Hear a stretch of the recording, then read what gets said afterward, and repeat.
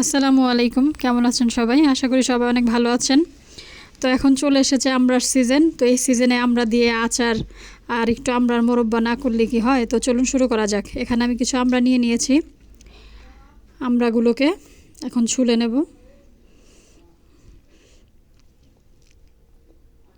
ছোলা হয়ে গেলে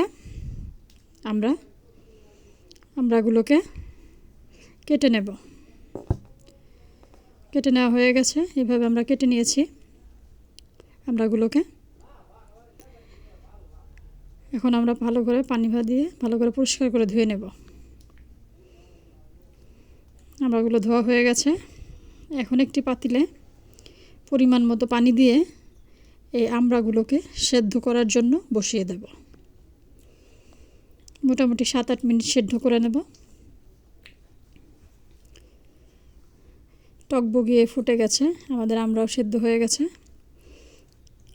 এখন একটি স্ট্রেনারের সাহায্যে আমড়াগুলোকে ছেঁকে নেব।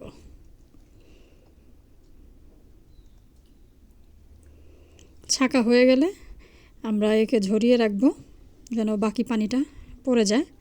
এখন আমরা একটা কড়াইয়ে পরিমাণ মতো চিনি নিয়ে নেব। আমরা এখানে 1.5 কাপের মতো চিনি ইউজ করেছি এবং সাথে আমড়াগুলো দিয়ে দিলাম। দিয়ে ভালোভাবে নেড়েচেড়ে মিশিয়ে নেব।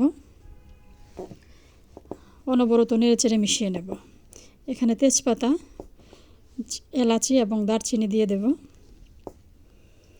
দিয়ে ভালোভাবে মিশিয়ে অনবরত নাড়তে থাকবো যেন লেগে না যায়। আমাদের আমড়া অনেকটাই তৈরি হয়ে এসেছে। বারবার এভাবে নেড়েচেড়ে মিশিয়ে দিতে হবে। এই আমড়ার আচারটা অনেক মজা, এভাবে একবার বানিয়ে খেয়ে দেখবেন। তো তৈরি হয়ে গেছে আমাদের আমড়ার মোরব্বা।